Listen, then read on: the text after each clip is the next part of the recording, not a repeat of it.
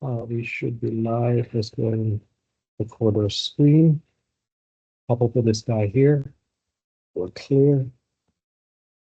All right, so what we're doing here is a proof of concept of, imagine a scenario. Let's actually look at the prompt itself. Imagine a scenario where you are getting to the close to the end of your day. You know you're not going to finish all of your tasks, all of your your task items, and there may be some meetings that you're going to miss. So what you'd like to do is have a conversation with an AI solution that would look at all of these things, like, what emails are marked important that you didn't read, what tasks that were due today or late that you didn't complete, and have it basically look to your calendar and add stuff to it or move task to the next one. What we've done here is simulate. As I said, this is not a perfect solution because these data that you see inside calendar, which everyone has 4 items, emails, 4 items, you can see it says is important, true or false, and whether or not it's read. Let me make this one false, actually. Make this one false as well.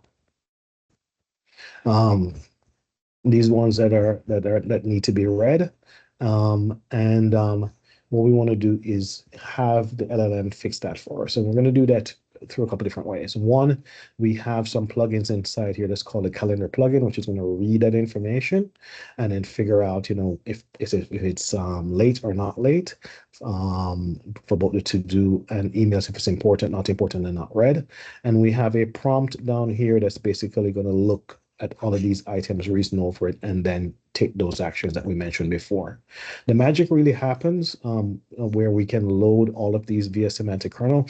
Again, we're running this local on my machine here using LLaMA 3.170b. If this was using GPT-4 or 4.0 and all of those, that it'll be just so much faster. But with this, no token cost, I can run it as much as I want, and I can even put my config.json and say I want 10,000 max tokens, which I would never do if I'm paying money for this.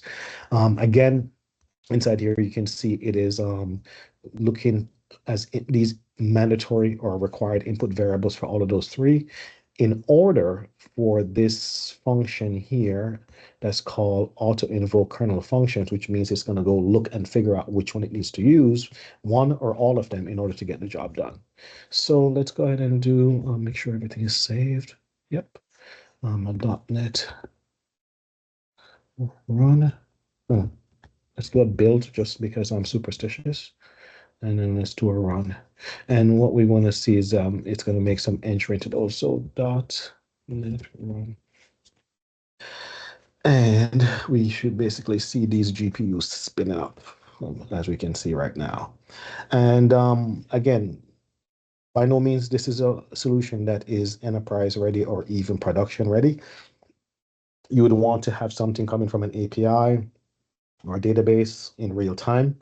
If you are doing this, realize that this is not doing any auth. It is not doing any sync. This data is going to change in real life, and it's not doing that right now. This is just showing you that, yes, you can actually have the LLM with semantic kernel call separate functions and use natural language in a prompt in order to reason over stuff rather than knowing which exact endpoints that you need. And we're waiting for it to come back. I haven't heard the fans spin up yet, so it is still going. It'd be probably nice if I did some type of well, either login or tracing so we can actually see what's going on rather than just waiting. But I can hear the fans starting up.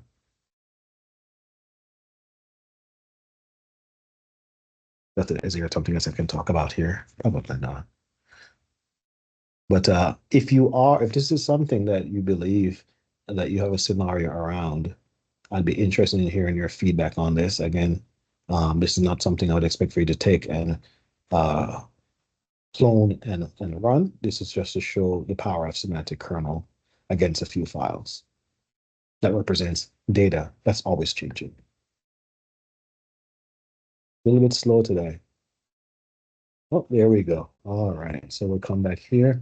It's telling us that here are the detailed actions, emails that were marked as read, meeting with Jeremy, meeting with Vincent, and you can see here that some to-do task One of the German one is this as well, and some follow-up items. So if we come inside here, we knew before that we had 5 items. Now we can see that we have 2 more. So sorry, 4 items. So we can see that there's 2 more now. In to do, in calendar, we also had 4. And now we can see that there's 2 more added. And the way my cheat code is that it puts them in capital letters, so I know that they're there. And one of the things I wanted to do that I didn't get a chance to do is actually create another email to say as a follow-up to let people know that this action is done. But as you can clearly see, it understood the ones that I changed from true to false before, that they were late, and I would need to do some actions, and it created some tasks for it to do it tomorrow. And this basically should say the 20th and false. It didn't do it. It should be 21st actually. Well, I guess it's a time zone, I understand. But anyway, you can see it reasons over and it created those 2 tasks for us. All right, that's the demo. Thank you. Give you some feedback.